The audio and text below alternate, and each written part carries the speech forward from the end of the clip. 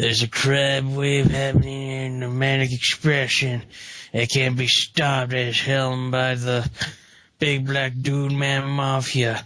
They're a menace, and nobody can stop them. Nobody except maybe Kevin Costner. What about Dick Tracy? And Sean Connery. Dick Tracy. And Dick Tracy. Well, we're not nearly ugly enough to be a Dick Tracy villain. I feel, my face is actually fairly normally shapen, so. Yeah. Good, But that Kevin Costner is going to be like, I'm the prohibition officer. I'm not going to emote in my movie. Because I'm Kevin Costner, I don't emote. And Sean Connery's going to carry my performance because he's a better actor than me. The Untouchables is a good movie. Yeah, it is. But at the same time, it's just Kevin Costner is such a crappy actor. I don't think he's that crappy of an actor. I think he's got to get the right role because he is kind of unemotive. Yeah. He's got to get the kind of right. The only role I ever saw him do good in was Bull Durham. He's good in Bull Durham. I really like him in Open Range as well because his character's supposed to be unemotive though too. So. Yeah. And then he plays Pa Kent that gets killed by a tornado. Mm-hmm. Even though because he told his son to wait in the car. Yeah. Under the bridge. Stay under the bridge. Don't save my life. Don't save my life, son. I'm depressed. I went and saved a dog, which... Yeah. Yeah. You should have let those kids drown, you son of a bitch. Now the FBI is going to be on my ass. But anyway, speaking of FBI, I saw Black Bass, which leads up to the topic of today, which is crime movies. Mm-hmm. I haven't seen Black Mass yet. I don't know if I will. I mean, it is super okay. Super okay. I don't know if super okay. Johnny Depp is so good in it, but super okay outside of that. Yeah, super okay. I don't know if it's enough to get me to go to the theater to watch a movie. No, but we should talk about the films we would watch in the theaters if they were, first opening today. Mm-hmm. Yes, not to get confused with like noir mysteries. This is just straight up crime. Mm-hmm. Beat downs, no mystery. You know how it goes. There are these thugs, these people trying to get through the ranks. Yep. Martin Scorsese is the master of this genre in my mind. Martin Scorsese is just the master. That man has never directed a bad movie. Yeah, he's got an average, I think, on some of his films, but never bad. Yeah. Some people like Shutter Island. I'm not a fan. I think that movie is, like, he was trying really hard to, channel his inner Hitchcock. He likes Hitchcock. Mm-hmm. And I think it kind of floundered because he was trying so hard. How the hell can you freaking do a twist if Ben Kingsley's your villain? Everyone knows he's up to some shenanigans because he's Ben freaking Kingsley. Yeah. His whole purpose of life is to play villains and brown people. And Jews. He played a Jew and won an Academy Award for that, so. Hey. What? Actually, no, he didn't. He only won one for Gandhi. No, he won Best Supporting Actor for Schindler's List. Okay, that's good. Mm-hmm. Because his performance in that was like, oh my god, the feels... Nazis are douchebags. Yeah, no, he's great in Schindler's List, but that's the part where he didn't play a bad guy or a brown person. He was Jewish. Yeah. Yes, but if the color filter was on, you'd see a brown tone. No. But yeah. Also, he played King Tut's mentor or whatever in the new Tut miniseries that nobody saw because everyone said it was shit. Well, they just make it hard to watch if everybody says it's shit. Yeah. Okay, so we're talking about crime movies, and I don't know, this is the genre that's come back almost as far as movies go. Yeah, it's definitely like westerns, you think they're dead, but then they come back and back and back again. Yeah, I think there'll always be criminal activity, so you always have something to base a film on. Yeah, and you can always just do period pieces once we get to the, not too distant future where crime is, non-existent and everybody, does each other in the streets. I'm looking forward to that day. It's a utopia where you can defecate anywhere you want. Well, if it's utopia, we can't defecate anywhere we want. They have very specific places to defecate in a utopia, in my mind. Yeah, but I'm talking about the libertarian utopia where it's anarchy, except not because it's libertarianism. I don't like that version of the utopia. No one does, unless you're an asshole. Or Penn Jillette. All right, so what's the oldest crime movie you've seen, just out of curiosity? Oh, shit. The oldest crime movie I've ever seen in my life. Ah, crap. I don't know. I mean, I'm sure I'm gonna think of something. Have you ever seen any of the gangster movies from the 30s, like any like Little Caesar or anything like that? I don't believe I have. I think, man, this is a damn shame too because I'm a movie buff, but I think the main, like, crime films I've seen were, like, from the 70s. Mm-hmm. So, let's say, So what came out first, French Connection or, French Connection or Godfather? I'm pretty certain Godfather actually beat French Connection out, but I'm not 100% certain. They're really All right, well, close. whatever. So either of those two. I think those are the earliest ones. I'm sure I'll think about something. Oh, wait, no, Bonnie and Clyde. There we go. Yeah, that one's before both of those, so Yeah. that's a good movie. Yeah, that's a really good movie. Watching two young people get get shot to death by the police. Yeah, in an extremely brutal fashion. I'm like, Jesus Christ, these people are brown? Why are you doing this to them? This is against police character. Yeah, they were violent criminals, but the way they took them out was just seems unnecessary. Like, shoot them a couple times and they're already dead. Like, the additional 100 and some odd bullets really seem like they really pissed them off. Yeah, it's not an excuse. Not an excuse. I don't care. Really pissed them off. But anyway. So, so I've seen some of the 30s gangster films. Wasn't really. None of those left a huge impression on me. Like, the oldest one I've seen that left a huge impression on me was The Naked City. That's a really good film. It's got about Barry Fitzgerald. Yeah. Won his Academy Award for it. He's really good in it. It's actually a procedural drama. It's mostly about how cops solve crimes. And of course it's dated now, but at the time, it was a really interesting film, and it's still a well acted film. So. Of course. All right. Well, you just shown that you outstaged me in the, film knowledge. The only films I've seen from the 30s were probably like the noir mysteries. Yeah. Like The Big Sleep and all that. Yeah. The Thin Man stuff and. Yeah, but I mean that was the stuff that was hot at the time, say like in Hitchcock. But yeah, crime films, they seem like they were popular, but they seem to be a lot more, at least from my impression, they seemed a lot more goofy. Yeah, there was something kind of kitschy about the 30s mobster films. Like, they wanted to be serious about it, but I mean, it was still a thing that was growing, right? So they didn't really know how to treat it, I don't think. Because really, organized crime really didn't rise as a thing until the 20s. Yeah. That people were aware of. I mean, organized crime existed before that, but as a thing people were aware of, it wasn't until the 20s that it really rose up. Yeah. Yep. Goddamn you, Elliot Ness, and your prohibition ways. Well, it wasn't. Even though he's not the guy that passed the law or anything. So no, he didn't pass the Volstead Act nor the 18th Amendment. So. Yeah. So, yeah, but he helped fight against Al Capone and, got Sean Connery killed, the jackass. Yeah. In fairness, Elliot Ness, the real Elliot Ness, not the Kevin Costner Elliot Ness, said that he was actually against prohibition in public statements. He said it was a bad idea. Okay, so the movie said romantic. So the movie was basically, I figured it was obviously romanticized, but heavily. It's romanticized to the point where it's like, I didn't know Elliot Ness was against prohibition. Yeah, well, he I don't know that he was he just said as a public citizen he had said, I don't think it's a bad idea. Yeah, it's a bad idea. He was also against Capone because Capone was a murderer, and that's what bothered him about Capone. But then the movie's like, we gotta make him like a pure, two-dimensional, good man, McGoody-goody. Yeah. And because I'm freaking Brian De Palma, and I can't make a subtle movie. Yeah. Yeah. Speaking of which, let's talk about our favorite crime films. Ooh, favorite, okay. Since I mentioned Brian De Palma, I have to say, good old Scarface. Is one of the few, like, really long films I could sit through in one sitting. It's such a good journey of a man. He gets it all and then loses it. Yep.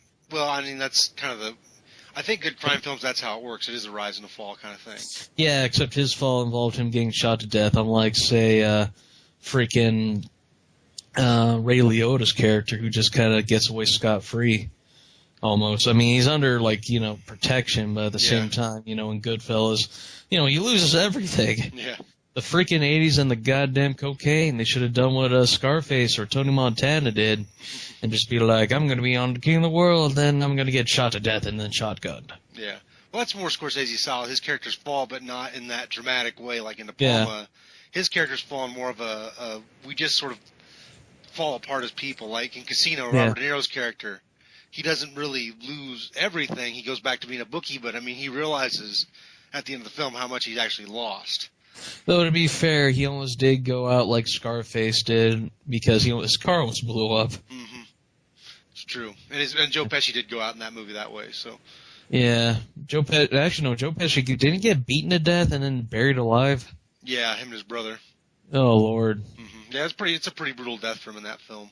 Yeah. Mm-hmm. Then it's definitely a lot less swift in his death in Goodfellas, where he just gets shot in the head. Yeah. Yeah. Good spoilers, everybody, for films you probably will never watch because it doesn't have Doctor Who in it. Martin Scorsese likes killing Joe Pesci. That's the simple truth of it. Yeah. Poor Joe Pesci. He had a career with Martin Scorsese, and now Jonah Hill has taken up his moniker as the somewhat short, fast talker. Pesci, I think Pesci's kind of semi-retired now, if I've heard right. Yeah, he is. I mean, I think I don't know. I'm not sure what he's done. I know he did something recently outside of, like, The Good Shepherd, which was in 2006. I'm talking about more recent than that. Mm-hmm. Yeah. Well, I mean, to be fair, the man, he was beaten down. He had to do 3 Lethal Weapon sequels. Only one of them were good. He also had to do 2 Home Alone films. Yeah. Well, to be fair, the first one wasn't bad. The second one was just kind of... It was weird watching a guy that stabbed a dude to death in a trunk get his ass kicked by a little kid. It really is. It's really Joe Pesci. I think that's why he took the role.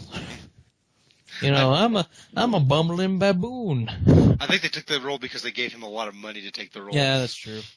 You want to play? He's a hot commodity. Oh yeah, I like Joe Pesci. Yeah, I do too. Yeah, all right, so... I like him too. He was a hot commodity, and I was surprised that he actually got, like, how HBO grabs, like, Oscar caliber and Oscar winning stars now, like, more frequently. Man, they got him to be in an episode of Tales from the Crypt somehow. And this was during his Goodfellas Casino run. So he was like a hot commodity. I'm like, how the hell did you get this guy? Money. I mean, HBO was still like, HBO wasn't, the HBO we know today. Yeah. They didn't have as much money. No. And, they have like a merchandise machine now, but back then they were still like, that was the place you watched all the crappy, like, direct-to-HBO films or the films that no one saw in theaters. They weren't making that much money to get someone like Joe Pesci. Somebody apparently had some money to throw at Joe Pesci back then. Somebody did. Yeah. All right. So, okay, so we've established, I think I like Scarface as well. We like Scorsese, I assume, since we've talked about him extensively. Yeah. Like, Casino. Yeah, I mentioned my favorites, Scarface. I should probably mention my other ones. Okay, go ahead. Even though I talk smack about it, I do really like The Untouchables because, like I said, it's like a romantic gangster film. It has a lot of style, a lot of substance. Okay, it does have substance. That's a lie, but it's a fun movie to watch. There's a lot of style. Yeah, it's a fun movie. That's about it. I mean... you could, it's proof that you could have a movie that's just completely, like, maybe two-dimensional, but you got the style, you got the audience. Mm-hmm. It reminds me of Tombstone, except Tombstone actually had a lot more character to it than Untouchables. Yeah. I mean, for God's sake, Sean Connery, even though he's, like, the best part of that film, his entire purpose would be, like, I think he plays an Irishman even though he's Scottish. Yeah, he plays an Irishman in that. And clearly doesn't have an Irish accent like his Scottish accent. Well, to be fair, dumb Americans are xenophobic back then. Couldn't tell an Irishman from a Scotsman. Xenophobic back then? Completely different. Yeah. All right. So, yeah, Americans are still xenophobic, by the way. So I don't know. Yeah. I don't know. Okay, Mark, to be fair, I don't think we are really as much as we used to be. I mean, we still are to a certain extent, but to be fair, a lot of the xenophobia you won't see from like a 20 or 30-year-old. You mostly see from like a 70-year-old, and because we have like an older demographic or an older, population than we did like back in the day, you're going to see a lot of racism. You know. Okay, maybe that's fair. I'm not sure, but all right. Yeah. Yeah, I'm Irish and Catholic. Listen to me, Kevin Costner. Well, he's a Chicago cop. That's why you guys listen to him. But all right, what else do you like besides Untouchables? Well, The Godfather, Godfather Part 2, like Godfather, great great de-evolution. I wouldn't say de-evolution, but like, demoralization of a character. Freaking Al Pacino, I forgot his Corleone, what's his first name? I forgot. Michael. He's Michael, isn't he? Michael Corleone, there we go. You just see the guy, he's like a very, you don't expect this guy to become a criminal mastermind, but then like, his father gets shot, freaking, brother just gets killed. Brother gets killed. I mean, a lot of this stuff, would screw the guy up. Also, didn't he come back from Vietnam? Yeah, I believe he did. Okay. Hey, he comes back from, like, the war, and that, like, screws a man up already, and then his brother gets killed, his father gets shot, like we said, blah, blah, blah. He becomes, like, an evil, like, he becomes the Don after, oh, God, Marlon Brando, he does a great job in that film, but it just looks like he chokes on an orange when he dies. Yeah. And be like, yeah, he just sort of has a heart attack and dies. Like, that's... Yeah. It's not quite... as unceremonious as it is, it's a lot more dignified than freaking his later works. I mean, sure, he does Superman, but, if you ever seen The Island of Dr. Monroe... That's actually the exact movie I was thinking of. Yeah, you know how deep the rabbit hole goes for people who just keep going, like, just keep failing. Going down the failure road. Not to get too far sidetracked, but if you ever want to know how weird that movie was, read Ron Perlman's book when he talks about it extensively. Oh, yeah. Oh, no. Watch the documentary. Oh, there's a documentary? I hadn't seen that. Oh, yeah. Island of Lost Souls, and it's just about how, like, this production was just down the crapper. Mm-hmm. I mean, it's legendary failures for a reason. Yeah. But, what was I going to say? I had a point to this. Oh, yeah, I was just talking about The Godfather, and then Godfather Part 2. Funny enough, I saw this when I was 8. Really? Yeah, and then I just saw the origin story of freaking, Marlon Brando's character, and then Michael, like, having to, like, do the dirty deed. I don't remember as well as do Godfather Part 1, because I watched that, like, when I was in high school, so I remember it better. But all I remember is just some woman gets shot with a shotgun, and she goes, like, flying. Well, watch it again, because it's a good movie. Yeah, I hear it's great. The Godfather Part 2 I actually saw. I'm just like, Jesus Christ, what the hell, Francis Ford Coppola? Yeah. I put your daughter in here. She can't act. She's terrible. I admit, I'm not as big... Can't sell getting shot. I'm not as big a fan as the Godfather franchise as a lot of people. Like, I enjoyed them, but I didn't feel the need to ever see them again. I mean, I thought they were, like, the first two were great, and then the third one, I don't know how anyone could defend that. I've never seen the third one, actually, because I've always heard it's just so bad that I've never had any desire to... Okay, it's a fine movie, it's okay, it's just if you compare it to the other two, you're just like, it's one of those films, if you compare it to the other two, you're just gonna be like, what the hell? Freaking Francis Ford Coppola? Why you do this? Okay, and I hate to sacrifice a glorified deity, but I don't think Coppola's that great a director. I mean, that's pretty true because of, he made The Godfather, he made Apocalypse Now, he made a bunch of great films, but then it was... See, I don't really like Apocalypse Now, which I've told you before. I think it's great, so much imagery and symbolism, and Marlon Brando being really fat and just sitting down the entire film. Yeah, I think that movie tries way too hard, but... I mean, Marlon Brando knows how to play a crazy man. And, yeah, Francis Ford Coppola, he, like... Also made Jack, by the way. Oh, God, Jack. Yeah. Oh, God, that was another film. Oh, God. That was just a film that was just... Francis, goddamn you. No, the worst, hands down, has to be his more recent film. If you've ever seen freaking Val Kilmer's like an author, it feels very, like... It feels very Stephen King. The setting? I haven't seen it, I guess. I forgot what it was called, but it is the most just... Francis Ford Coppola is too fat for his own good. Yeah, I mean, The Godfather is a great movie, but I don't think Coppola is necessarily the reason. I think it's really good writing by Mario Puzo. Really good acting by the people in it, and Coppola did a nice job shepherding it. So I do give him credit for that, but I don't think he did anything remarkable to make that film any better. But come on, man. He's part of the three trio. Him, George Lucas, and Steven Spielberg. And pop quiz kids, guess which one still makes good films? Yeah. Well, which one of those ever made good films? Honestly, I mean, consistently with Spielberg. Well, Spielberg, to a certain point, eventually got he in the 90s.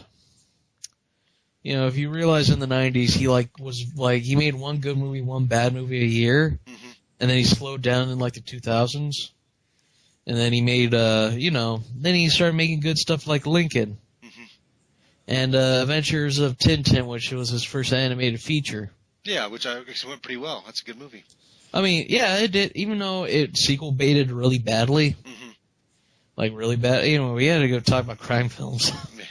What are your favorites, Mark? Oh, we've talked about Scorsese, who I'm just a huge fan of. Love Casino, Goodfellas, Departed, Gangs of New York.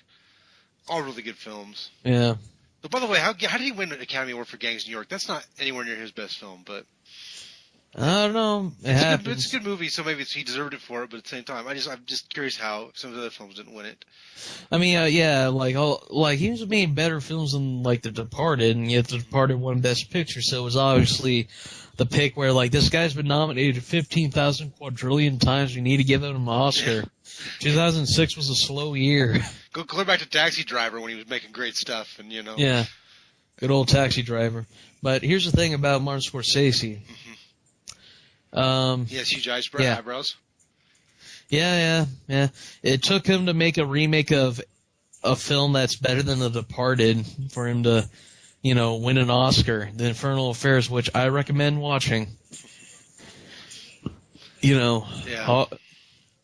Watch some foreign crime films too. I haven't seen a lot of foreign crime films. I mean, there's one I saw recently. I've seen a lot, but one I've seen recently was called Drug War. It is pretty, it's minimal but brutal. When people get shot, they get shot a lot, but they still keep going.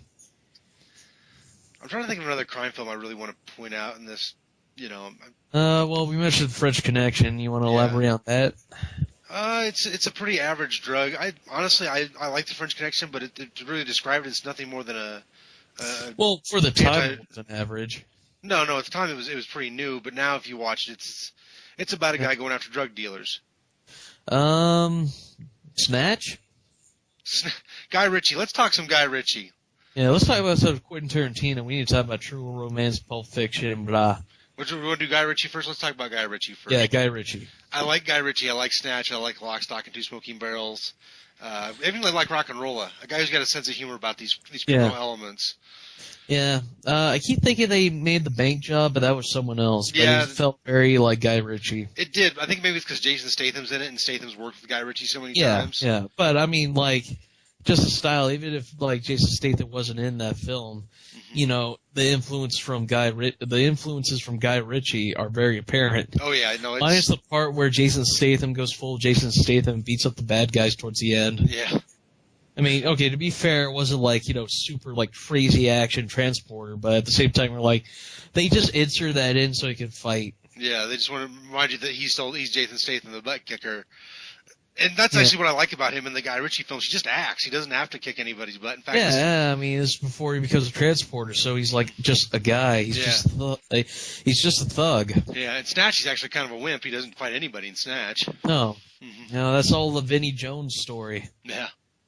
And Brad Pitt. Brad Pitt whipping people and speaking in the weirdest accent you've ever heard in your life. Yeah, just the pikas, and he's like, a dog. The Irish boomhauer.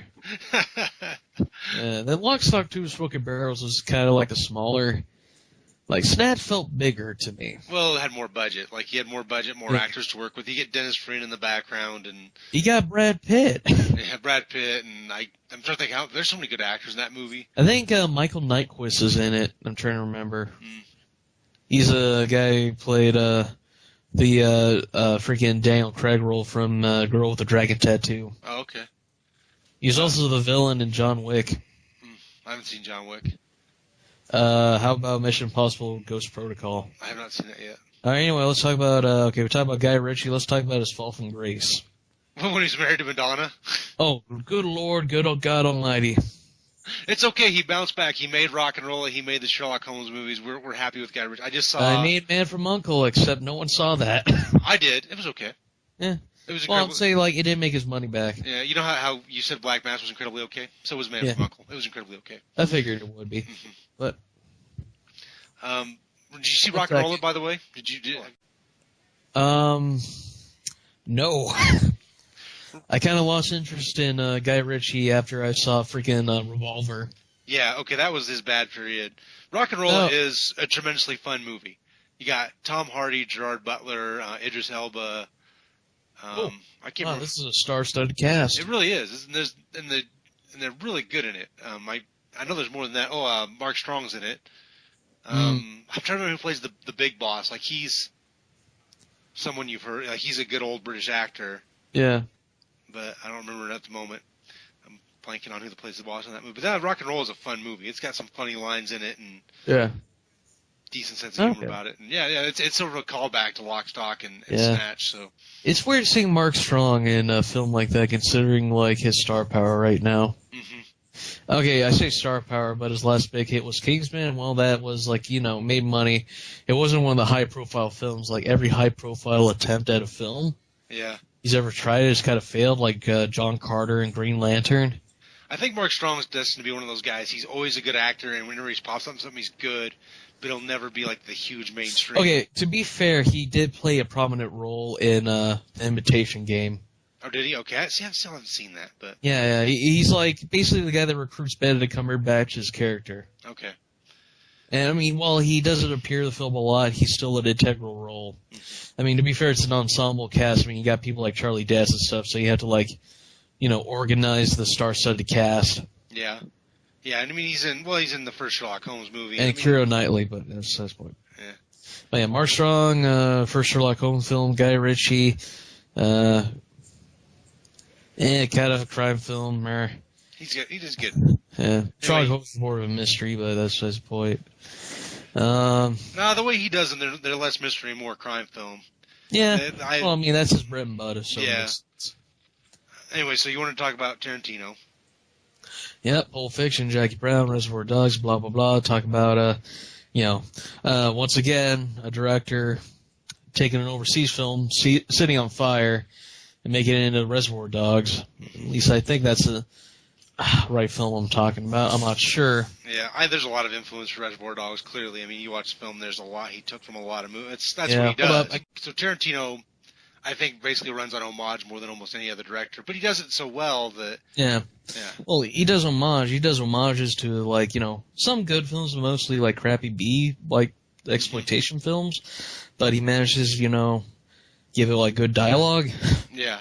So you actually are willing to watch it. And he gets good performance out of the people he brings into his films. He gets them to invest in the movie.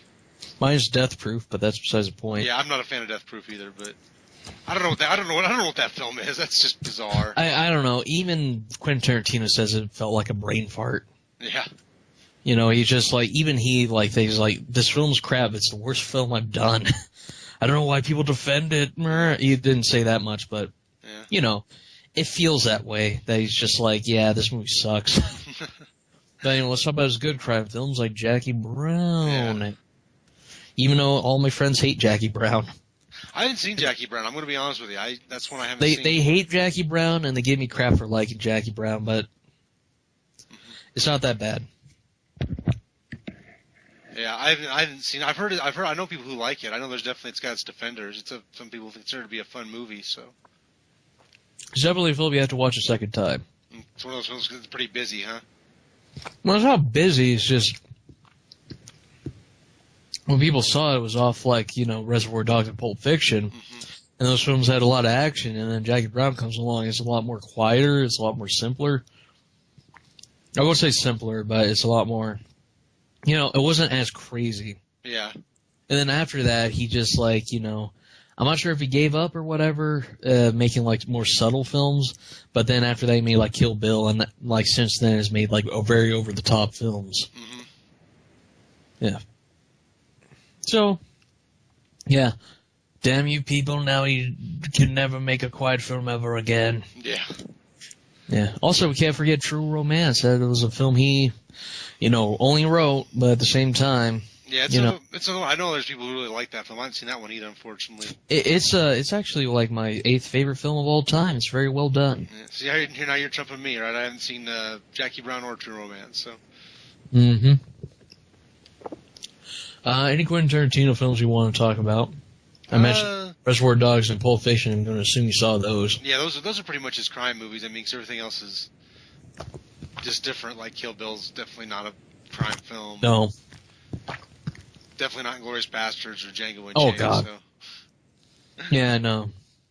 And Hateful Eight will probably not be a crime film either, considering it's a Western. Yeah.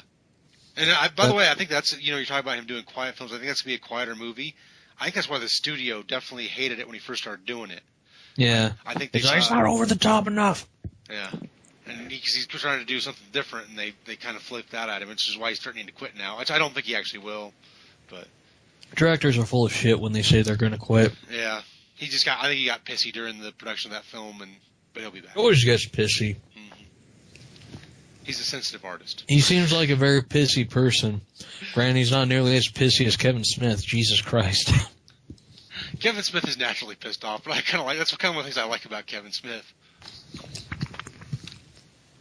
I mean, my God, he's still on about the Bruce Willis shit. Yeah. Yeah, he needs to... Well, for God's sakes, let it go. You're not relevant anymore. Clerks was like 1993. Yeah, it was 22 years ago. Oh, yeah. The Bruce Willis stuff is too bad that he decided to be such a wiener about that, but... I mean, Bruce Willis is kind of a dick, but still, for the love of God, man, just ignore it. Move on. You don't see Steven Spielberg complaining about freaking Jennifer Roberts or whatever her name is. My brain derped. Is that right? For what movie? Hook. Oh, Julia Roberts. Julia Roberts. I was close. Yeah, Julia Roberts. You don't see Steven Spielberg complain about Julia Roberts from Hook like years later. Yeah. Well, Kevin Smith still complains about what's her name in Dogma too. Oh, freaking Selma Hayek? No, not Selma Hayek. The star. Oh, her. What the hell was she? I forgot her name. I can't either, but yeah, he didn't. She didn't get along with his people, and so he still complains. Oh my God, who gives a shit? Yeah. Fuck off. Let's talk about crime films again. All right. Talk about Kevin Smith. Now let's talk about the bad ones. Okay, bad. I'm sure we missed a lot of good crime films, people, but okay, assuming people give a crap about crime films on Manic Expression. Mm-hmm. But okay, yeah, let's talk about the crap ones. Okay, I want to talk about one first that's just incredibly mediocre. It's not bad, but it's super mediocre. Mm-hmm. Once Upon a Time in America. Have you seen that one? No, I haven't, but I heard it's great. I have a hard time recommending it because it's over 3 hours. It's got a plot. lot of films are over 3 hours. They're like that. Yeah, it's got a plot that's sort of hella gets weird and kind of almost dumb, like obvious in its way it's going to go, but you're still like, why did you do this? Yeah. I mean, it's... Who directed it? I forgot. Sergio Leone. Sergio Leone actually turned down directing The Godfather. He was their first choice to direct The Godfather. He was Mario Puzo's first choice. I think he would have done a better job. I do too. But even this was the project. He worked on this project for a decade. From the time it took him to finish up Duck You Sucker to the time that he did this film. Yeah, there's a lot. Yeah. Yeah, that gap in there is how long it took him to do this film. It was a decade. Good old Richard Linklater filming. He did Boyhood. Boyhood, yeah. 18 years to film. Oh wait, no, it's 10. I don't give a shit. Well, the Once Upon a Time in America was more like problems with the script and wanting everything to be perfect and. Yeah, but hey, I'm fine with that. Yeah, I'll watch it. I'll probably like it. It's not bad, and that's what I'm saying. I don't want to put it on the bad side. It's on the mediocre side. 'Cause it's just De Niro's good in it, but then James Woods is just okay in it, believe it or not. And, wow, James Woods just being okay. Yeah, he's kind of they underplay him a little bit, which is weird. Well, he wasn't a big star yet, right? No, he wasn't. So they probably didn't know about the James Wood-isms that he would, create later on. Yeah, probably not. All right, so okay, that's the bad ones. Anyway. Do you have any? Like really bad crime movies. I'm trying to think. There's a lot. The 90s. There are. I'm trying to think where I want to go with this. Cause people are like, the 90s is a good decade-old film. I'm just like, just look at the crime scene. Yeah, all right, well, you start with one and I'll keep thinking on it here. 3 Heads in a Duffel Bag. It's more than 3, isn't it? 8 heads in a duffel bag? Oh, my God. The Joe Pesci film? Yeah, Joe Pesci film. Yeah. I'm a hitman, but it's a goofy comedy. Yeah, that was a problem. Like the two things didn't go together very well. Well, they tried to like mimic Quentin Tarantino, and they couldn't because Quentin Tarantino knows how to like balance humor and crime. Yeah, you could tell like Pesci didn't really want to be there either. Like that's one of the few times I've really seen Pesci phone his performance. He didn't give a shit. No, he didn't. Mm-hmm. He clearly did. Then the classic Destiny Turns on the Radio. Ever heard of that one? No, I've never heard of that one. It was a Quentin Tarantino ripoff starring Quentin Tarantino as one of the side roles. Really? God, it's hard to... It's a classic, crappy crime film. It's over dialogue-y. It feels like the Boondock Saints to me, which I hate those films. There you go. There's a crime film I can't stand is the Boondock. I know a lot of people who love Let you take this over. Yeah. I know a lot of people who love that movie. I mean, that's like one of the super popular movies around here. And the only reason I can see that it's popular is because they shoot a lot of guns in it and they say a lot of profanity. Like, that does not make a good movie. Like, the fact that the characters are idiots and the plot makes no goddamn sense. And Willem Dafoe, for some reason, they said, Willem Dafoe, act as goddamn crazy as you can for a whole movie. Fight! Yeah. And for some reason, he decided, acting just as crazy as I can is the perfect way to go for this film. And then Boondock Saints 2 came out and it was a lot more obnoxious than the first one. See, I didn't even bother watching it because the first one. Oh, man, I watched that. I turned off like an hour or 45 minutes into it. Yeah. It was just so nonsensical and just dumb. Mm-hmm. Like, it is more over the top than the first film. Which is saying a lot. Yeah, I mean, it's got some good actors in it, like him and Billy Connolly are both in them, and I like Billy Connolly, but, God. I can't believe the people who love those films and think they're great, like, Jesus. Over dialogue once again. We're profound. No, you're idiots. The two main characters are such morons.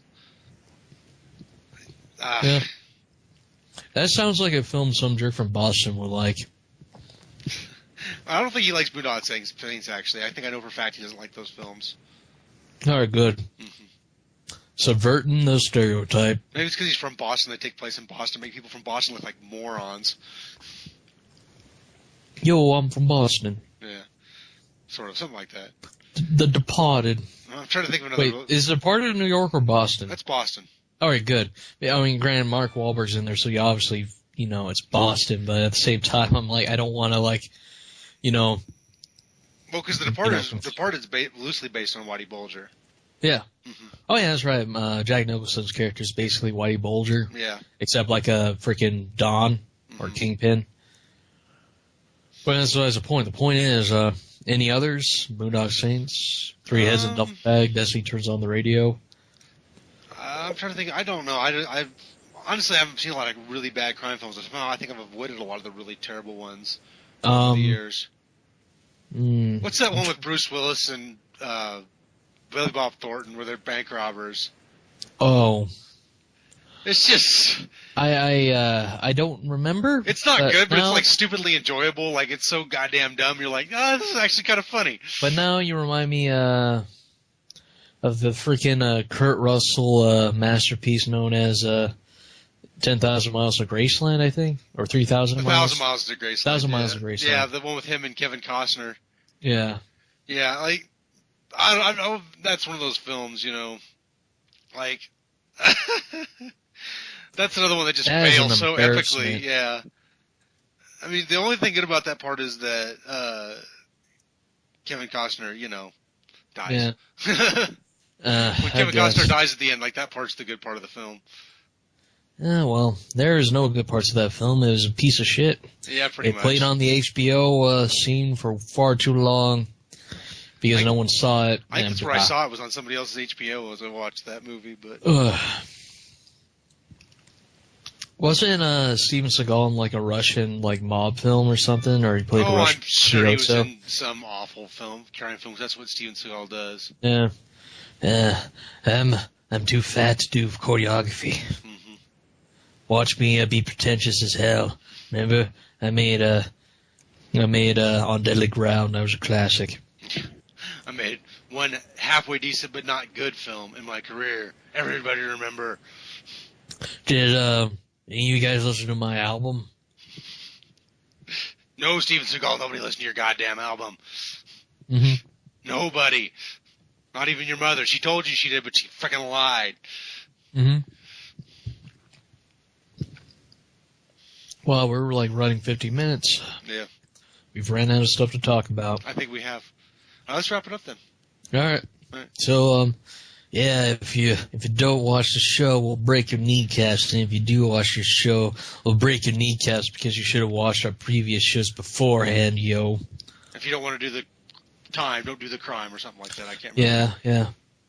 Crime doesn't pay. Yeah. Unless you're, in a Boardwalk Empire or something. Don't do drugs, kids. Don't do drugs. Or be an original by not doing drugs and conforming to the society that brings you down, that also requires you to do drugs. Yeah. Also, don't suck cock for nickels. It's really not worth it. Mark's done that before. Yeah, So. I know. I'm speaking from experience here.